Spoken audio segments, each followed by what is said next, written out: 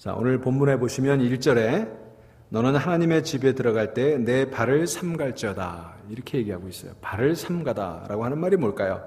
이 발을 삼가라, 내 발을 삼가라 하는 이 말씀은 출애굽기 3장 5절을 상기하시면 됩니다. 출애굽기에 보면 이제 광야에 있는 모세가 하나님의 현현과 마주하게 되죠. 그 떨기나무에 불이 붙고 그것에 하나님의 음성이 들렸을 때 그 광야에서 하나님을 만난 모세에게 하나님께서 뭐라고 그러셨어요? 내 신을 벗어라. 내 신을 벗어라.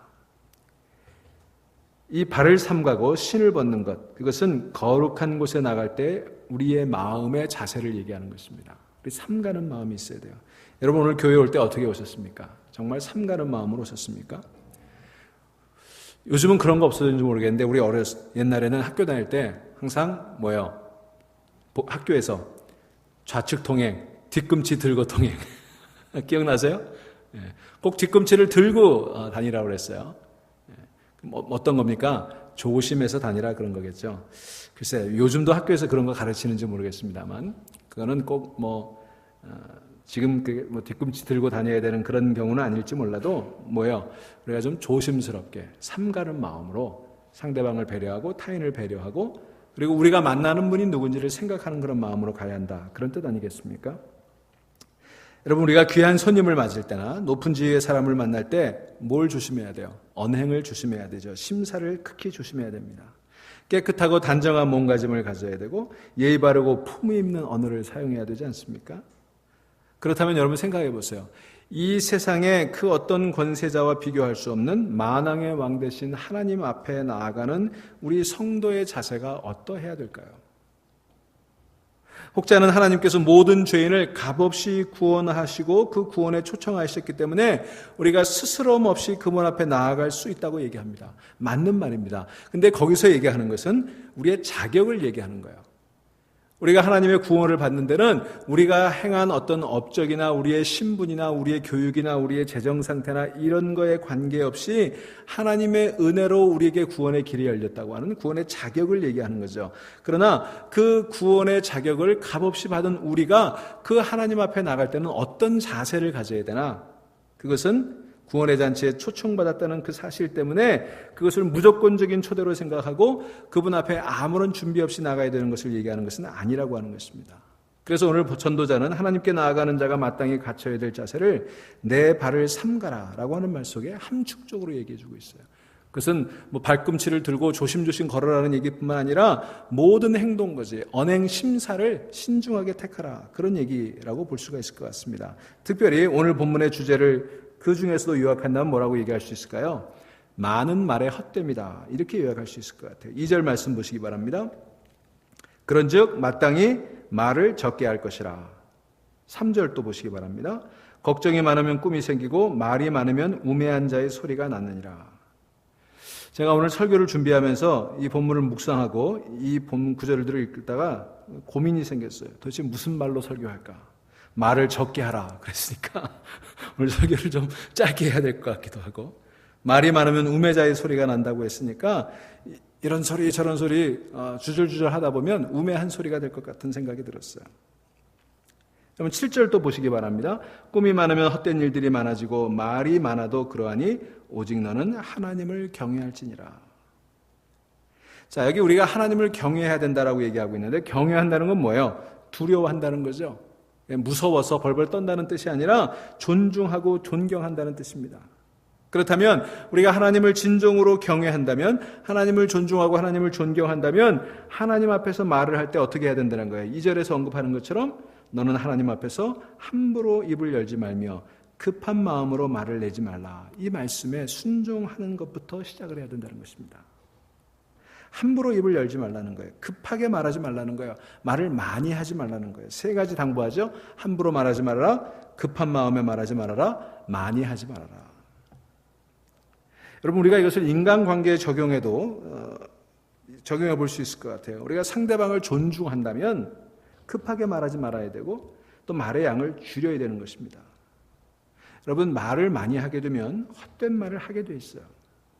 많은 말을 하다 보면 적절하지 않은 말을 하게 되어 있습니다. 여러분, 우리가 생각해 보세요. 말 많이 해가지고 내 지식과 내 지혜와 내 본심이 드러난 적이 많습니까? 아니면 내 본심이 오해가 되고 상대방에게 오해를 산 경우가 더 많습니까? 어떤 경우가 더 많으세요? 예, 말 많이 해서 본전 찾은 사람이 별로 없어요. 모로코 속담에 말이 주는 상처는 칼이 주는 상처보다 깊다라고 했습니다. 우리 삶 속에서 얼마든지 경험해 보지 않습니까? 우리는 이 속담처럼 말이 주는 상처를 많이 주기도 하고 많이 받으며 살아가고 있어요. 그러나 우리가 칼보다도 말을 더 두려워하는 마음을 가진다면 우리가 말로 인해 받는 상처를 훨씬 더 줄일 수 있다고 믿습니다. 검보다 말이 더 날카로운 거예요. 여러분, 하나님께서는요, 이 세상을 뭐로 창조하셨어요? 말씀으로 천지를 창조하셨어요. 그죠? 그러니까 하나님의 말씀뿐만이 아니라 우리의 말도 창조의 능력을 가지고 있다는 거예요. 여러분, 큰 배의 방향이 그 작은 키에 의해서 결정이 되듯이 우리 인생의 방향도 우리의 말에 달려있다고 하는 것입니다. 여러분, 창세기 11장에 보시면 무슨 사건이 나오죠? 창세기 11장에 나오는 사건이 무슨 사건이에요? 바벨탑 사건이에요. 그리고 사도행전 2장에 가면 무슨 사건이 기록되어 있습니까? 오순절 사건이 기록되어 있죠. 자, 이 창세기 11장의 바벨탑 사건과 이 사도행전 2장에 나오는 이 오순절 사건은 아주 밀접하게 연관이 되어 있는 두 개의 사건이에요. 전혀 시대를 달리하는 그런 배경을 달리하는 두 개의 사건이지만 그 두 개의 사건이 통하고 있는 거예요. 무슨 얘기냐면 바벨탑 사건은 무엇을 의미합니까? 사람이 교만할 때 말이 섞어졌다는 거예요. 흩어졌다는 거예요. 언어에 혼란이 왔다는 것입니다.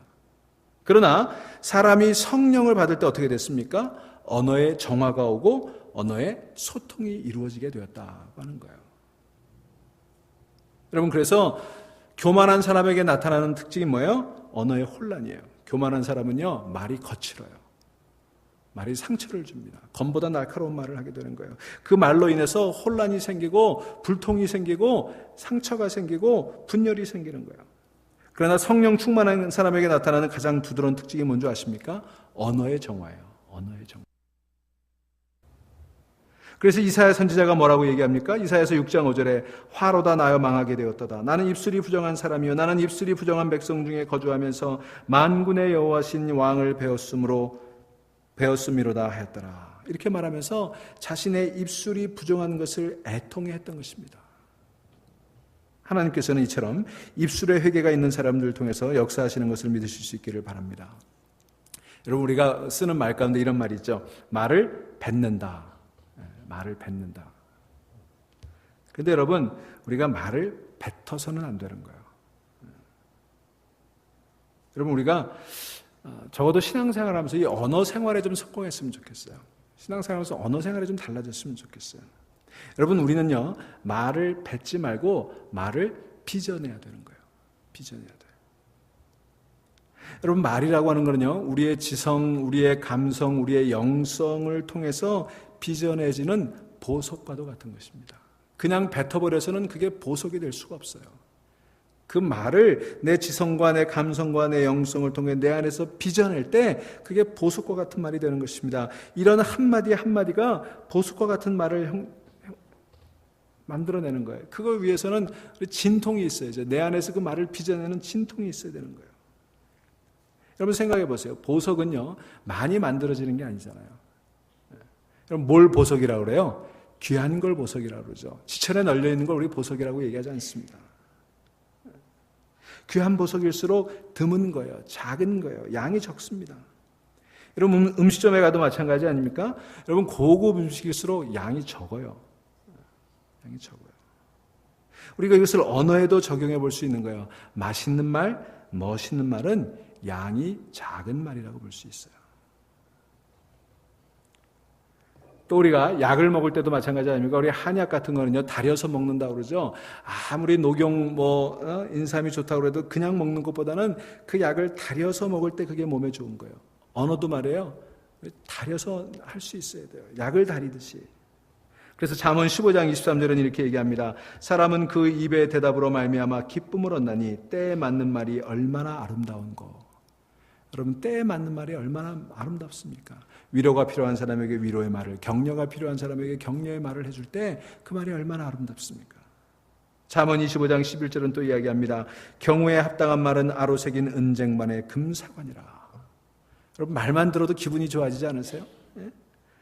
아로새긴 쟁반의 금사과. 여러분, 우리의 말이 이렇게 될 수 있다는 거예요. 우리가 말을 내뱉을 때는 이런 말이 될 수가 없어요. 그러나 말을 내 지성과 감성과 영성을 통해 빚어낼 때, 내 안에서 아픔을 통해서, 그 산고를 통해서 빚어낼 때 정말 아로새긴 쟁반의 금사와 같은 그런 경우에 맞는 말을 우리가 해낼 수 있다고 하는 거죠. 여러분, 여러분들의 말이, 저의 말이 이런 금쟁반에 아로새긴 은쟁반에 금사과와 같은 그런 말들이 될 수 있기를 주의 이름으로 간절히 축원합니다. 여러분, 유한진 시인이라는 분을 아시죠? 한때 굉장히 그 책이 많이 유행을 했었는데 그분의 글 가운데 침묵의 연습, 침묵하는 연습이라고 하는 그 글이 있어요. 이런 대목이 있습니다. 나는 좀 어리석어 보일지라도 침묵하고 싶다. 그 이유는 많은 말을 하고 난 뒤일수록 더욱 공허하기 때문이다. 많은 말이 얼마나 사람을 탈진하게 하고 얼마나 외롭게 하고 텅 비게 하는가. 나는 침묵하는 연습으로 본래의 나로 돌아가고 싶다. 내 안에 설익은 생각을 담아두고 설익은 느낌도 붙잡아두면서 때를 기다려 무르익히는 연습을 하고 싶다. 다 익은 생각이다 느낌일지라도 더욱 지그시 채워두면서 향기로운 포도주로 발효되기를 기다릴 수 있기를 바란다. 침묵하는 연습, 비록 내 안에 슬픔이건 기쁨이건 더러는 억울하게 오해받는 때라도 해명도 변명조차도 하지 않고 무시해버리며 묵묵하고 싶어진다. 그럴 용기도 배짱도 지니고 싶다. 내 안에 설익은 생각, 설익은 느낌 그냥 쏟아내지 말고 그 설익은 느낌이 무르익을 때까지 기다리고 채워간다는 거예요. 그리고 무르익었을 때에도 그때도 기다리면서 그것이 마치 포도주가 발효되면서 숙성해 가듯이 그렇게 숙성시키는 그런 과정들이 필요하다는 거예요. 그 과정에서 때로는 억울하게 오해받을 때도 있을지라도 해명도 변명도 없이 묵묵하고 싶다. 여러분, 우리들의 언어 생활이 이런 언어 생활 될 수 있기를 간절히 소망합니다. 우리는 정말 말의 홍수시대에 살고 있지 않습니까? 그러나 그 많은 말들이 얼마나 우리를 탈진하게 하고 외롭게 하고 텅 비게 만드는지 몰라요. 우리 속담에 장마의 물 귀하다 그러지 않습니까? 정말 이 장마와 같이 말의 홍수시대에 살고 있지만 정말 우리의 가슴을 적셔주고 우리의 목을 축여주는 그런 아름다운 말들이 드문 그런 시대에 살고 있어요. 우리가 설익은 생각, 설익은 느낌들을 너무 경솔하게 토해내므로 얼마나 많은 문제들을 만들어갑니까? 여러분, 교회에서도요, 뭐가 문제예요? 이 말이 문제 아니에요? 여러분, 우리가 사람을 만나서도 그래요. 너무 쉽게, 그 사람 좋다, 그 사람 싫다, 너무 빨리 말하는 것 같아요. 그렇게 말해놓고 나중에 책임지지 못해가지고 얼마나 괴로워합니까? 여러분, 우리가 좋은 것도 나쁜 것도 조금 천천히 말할 수 있으면 좋겠어요. 너무 빨리 발설함으로 나중에 무안해지고 무색해지는 경우들이 많이 있습니다. 그래서 감정도 좀 천천히 표현할 수 있고 판단도 좀 천천히 말하는, 그래서 공허한 말을 피할 수 있는 그런 지혜를 가진 저와 여러분들이 될 수 있기를 간절히 소망합니다. 여러분, 우리가 말을 아낄 때 그 말이 여물어져요. 그리고 그 말이 여물수록 그 말이 무게를 지니게 되고요. 그 말이 무게를 지닐수록 그 말의 울림이 커져가는 거예요. 그래서 여러분, 침묵은요, 사실은 언어의 부재가 아니라 가장 고귀한 언어가 되는 거예요. 우리가 이것을 깨달을 수 있게 되기를 간절히 바랍니다. 말이 여물을 수 있도록 기다리고 그 여문 말이 무게를 가지고 그 무게를 가진 말이 여운을 남기고 울림을 가질 수 있도록 그렇게 침묵하고 그렇게 기다릴 수 있는 그런 성숙한 저와 여러분들 되시기를 간절히 바랍니다.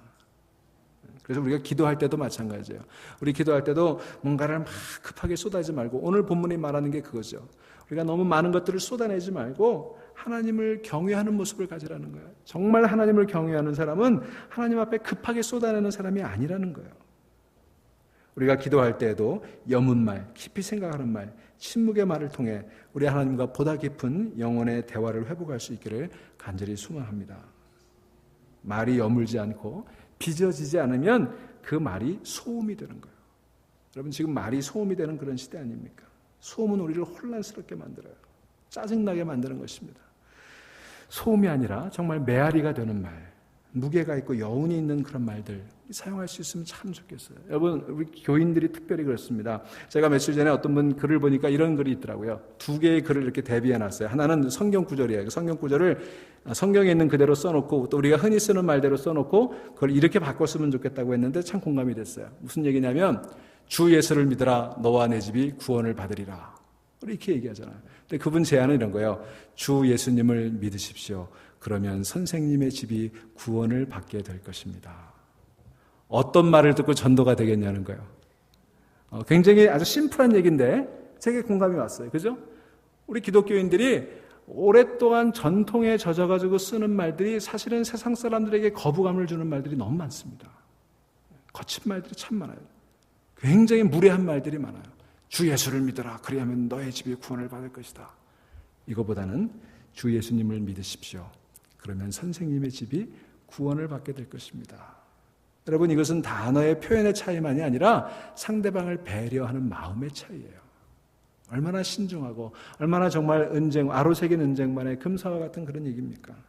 여러분, 우리 크리스찬들이요, 흔히 쓰는 이런 말들도 한 번쯤 생각해보고 상대방의 입장에서 배려하는 그런 말로 아름답게 아로새겨질 수 있게 되기를 주의 이름으로 축원합니다. 우리 1절 다시 보시기 바랍니다. 가까이 하여 말씀을 듣는 것이 우매한 자들이 제물을 드리는 것보다 나으니 그랬어요. 리스닝 프레이어라는 말이 있죠. 책도 있는데 리스닝 프레이어. 우리는 기도는요, 하나님께 우리의 말을 하는 것처럼 생각하기 쉽지만 기도라는 게 뭐예요? 일방통행이 아니라 쌍방통행이라는 거예요. 내가 원하는 것을 하나님께 말씀드리는 것일 뿐만 아니라 하나님이 내게 말씀하시는 걸 듣는 게 기도예요. 여러분, 말하는 것보다 듣는 게 사실은 더 중요한 것입니다. 여러분, 우리가 말하는 기도보다 듣는 기도가 깊어질 수 있기를 주의 이름으로 축원합니다. 우리 말하는 기도는 참 잘해요. 근데 듣는 기도에 무척 약한 것 같아요. 기도뿐만이 아니라 다른 사람의 말도 이렇게 경청할 수 있게 되기를 간절히 바랍니다. 요즘 그런 얘기 하죠. 우리가 회의 같은 걸 하다 보면 남의 얘기를 잘 안 들어요. 그 사람 얘기하는 동안 뭘 생각해요? 내가 무슨 얘기할까 생각하죠. 제가 미국 사람들하고 회의하면 더 그런 것 같아요. 말하는 거 정리해야 되니까 하나도 안 듣고 내가 막 하다가 보면 엉뚱한 얘기하고 있잖아요. 여러분, 서로의 말에 경청할 수 있고 들어줄 수 있는, 여러분, 내가 한마디 안 하면 어떻습니까? 잘 들어주는 게 좋은 거예요. 여러분, 내가 아무리 좋은 얘기하면 뭐합니까? 그 사람도 자기 할 말 생각하고 있는데 그죠? 그러니까 서로 들어주는 마음이 필요한 거예요. 서로 들어주기 위해서 아무 말도 하지 않고 서로 눈만 말똥말똥 쳐다볼 수 있어도 그 눈빛이 진실하면 말이 통하는 거예요. 우리 교회에 이렇게 눈빛으로 서로 말이 통하고 경청하는 마음 가지는 그런 인간관계들이 풍성하게 이루어질 수 있게 되기를 주의 이름으로 축원합니다. 그래서 중요한 게 뭐예요? 하나님께 가까이 가는 거예요. 하나님께 가까이 가는 거예요. 우리가 하나님께 가까이 가지 않으니까 자꾸 어떻게 돼요? 목소리가 커져요. 그죠? 우리가 멀리 있는 사람에게 어떻게 합니까? 자꾸 목소리 크게 하잖아요. 근데 가까이 있으면 커질 필요가 없는 거예요. 여러분, 우리가 목소리 높여서 악을 쓰며 기도하는 것보다 더 중요한 건 하나님께 가까이 가는 거예요. 가까이 가서 말씀을 듣는 게 가장 중요한 것입니다. 오늘 본문에 그것이 우매한 자들이 드리는 제물보다 하나님께서 기뻐하시는 거라고 그랬어요. 여러분, 하나님이 뭐가 아쉬워서 우리가 드리는 제물을 탐하시겠어요? 하나님은 누구를 원하세요? I want you. 우리를 원하시는 거예요. 우리가 가까이 오기를 원하시는 거예요. 제물 가지고 오지 않으면 어떻습니까? 하나님은 우리와 만나고 싶으신 거예요. 우리와 같이 하고 싶으신 거예요. 왜 우리가 하나님께 가까이 합니까? 왜 그 말씀을 들어야 합니까? 하나님께서 우리와 소통하기를 원하시기 때문에 그래요. 자, 2절 다시 보시기 바랍니다. 너는 하나님 앞에서 함부로 입을 열지 말며 급한 마음으로 말을 내지 말라. 왜 그렇습니까? 하나님께서는요, 보이지 않는 것을 보시고 들리지 않는 것을 들으시는 분이기 때문에 그래요. 그래서 성경은 끊임없이 우리에게 뭐라고 얘기합니까? 너희는 가만히 있어 내가 하나님 됨을 알지어다. 그러면서 오늘 여기 본문에 재미있는 표현을 쓰고 있어요. 하나님은 어디에 계시고 하늘에 계시고 너는 땅에 있음이니라. 여러분, 이게 무슨 뜻이에요? 여러분, 이 말씀을 들으면 어떤 그림이 그려지세요? 하나님 저 우주 공간 어디에 계시고 우리는 이 땅 여기에 있는 그런 그림이 그려지세요? 그런 건 아니에요. 찰스 스윈던 목사님이 이 부분을 이렇게 언급했습니다. This is a statement of perspective, not distance. 무슨 얘기입니까? 이거는 장소, 거리를 얘기하는 것이 아니라 관점을 얘기하는 거예요. 하나님은 저 멀리 계시고 우리는 여기 있다. 이런 거리감을 얘기하는 것이 아니라 하나님은 무한하신 분이시고 우리가 보지 못하는 것을 보시고 우리가 듣지 못하는 것을 들으시는 분이라는 그런 뜻이에요. 그래서 우리가 굳이 말을 많이 해야 될 필요가 없다는 거예요. 여러분 그거 아세요? 하나님은요, 우리가 하나님을 향해 말씀하고자 하는 열정보다 우리를 향해 하나님께서 말씀하시고자 하는 열정이 더 크다는 사실이에요. 하나님 우리를 향해 말씀하고 싶어 하세요. 우리와 함께 있고 싶어 하세요. 여러분, 우리가 하나님의 사랑을 받을 수 있는 근거가 뭔지 아십니까? 하나님이 우리를 좋아하신다는 거예요.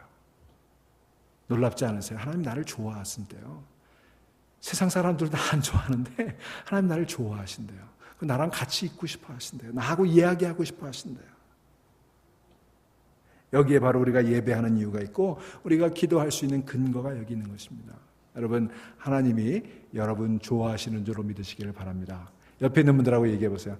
하나님이 당신을 좋아하신대요. 놀라운 얘기 아닙니까? 이게 복음이에요. 세상에 누가 나를 좋아합니까? 우리 아이들도 나를 안 좋아하는데 근데 하나님 나를 좋아하신대요.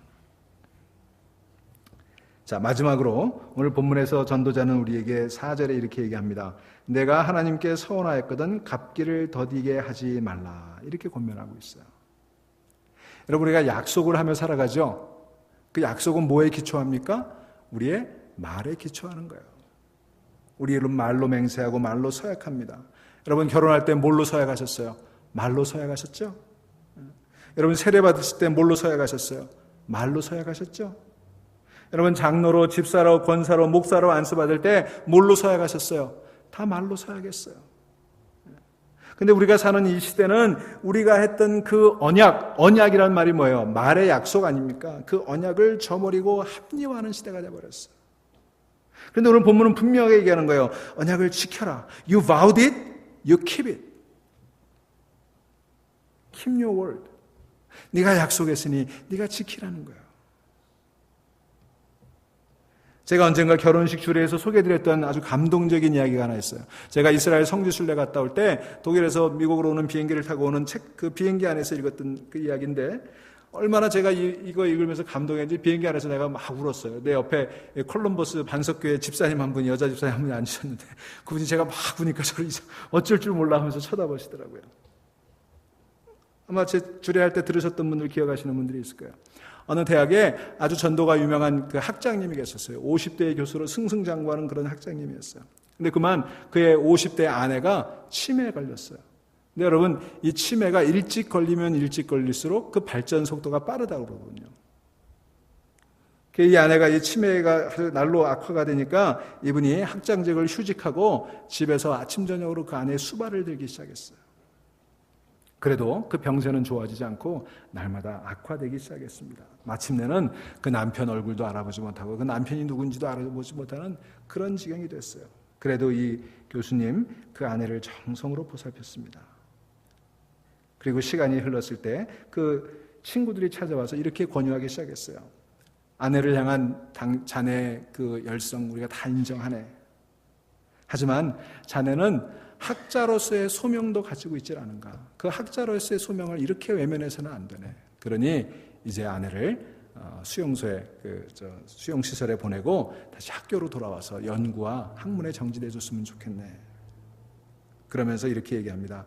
솔직히 얘기하면 이제 자네 아내는 자네 얼굴도 알아보지 못하잖아.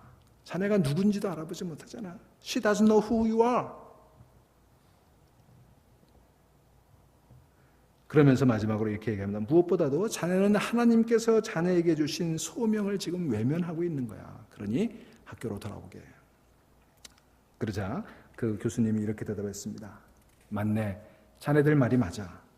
아내는 내가 지금 누군지도 못 알아보네. She doesn't know who I am. 그러나 나는 그녀가 누군지를 알고 있다네. I know who she is. She doesn't know who I am. But I know who she is. 그러면서 말을 이어갑니다. 무엇보다도 하나님께서 나를 부르신 소명보다 더 먼저인 게 있다네. 바로 언약이라네. 내가 그녀에게 죽음이 우리를 갈라놓을 때까지 곁에 있겠다고 약속했다네. And furthermore, there is only one thing that takes precedence over a calling from God, and that's a promise. And I promised her that I would be there until death do us part. 내가 죽음이 우리를 갈라놓을 때까지 함께 있겠다고 약속했던 그 약속이 그 어떤 것보다, 내 학문적인 소명보다, 내 학문적인 성취보다 더 소중한 거야. 사랑하는 여러분, 우리는 우리가 지켜야 될 언약이 있습니다. 하나님 앞에서 행했던 우리의 언약이 있습니다. 우리가 아내에게, 우리가 남편에게, 우리가 자녀들에게, 우리가 교인들 앞에서 행했던 수많은 언약들을 기억하시는 이 시간이 되기를 주의 이름으로 축원합니다. 언약이 지켜지지 않는 세상, 허무한 세상입니다. 그러나 언약을 믿고 언약을 지키며 신실하게 사는 세상은 아무리 힘들고 어려워도 보람이 있고 기쁨이 있는 것입니다. 내가 그 약속을 지킬 때 그녀가 내가 누구인지를 모르지만 그러나 나는 그 언약을 붙들고 나갈 수 있는 것입니다. 오늘 7장의 말씀처럼 헛된 꿈과 헛된 말들이 난무하는 이 허망하고 허무한 세상 가운데 하나님을 두려워하는 마음으로 하나님 앞에 나올 때마다 우리의 마음을 아시고 우리의 작은 신음소리도 들으시는 하나님, 우리의 언약을 기억하시는 하나님, 그 하나님 앞에 경건한 마음으로 나올 수 있는, 그 하나님 앞에 경외하는 마음으로 나올 수 있는, 그래서 약속을 지키고 정제되고 다려지고 알차게 빚어지는 아름다운 말들을 주고받을 수 있는, 그리고 그 말의 약속들을 소중하게 지켜갈 수 있는 저와 여러분들이 될 수 있기를 주의 이름으로 간절히 축원합니다. 기도하시겠습니다.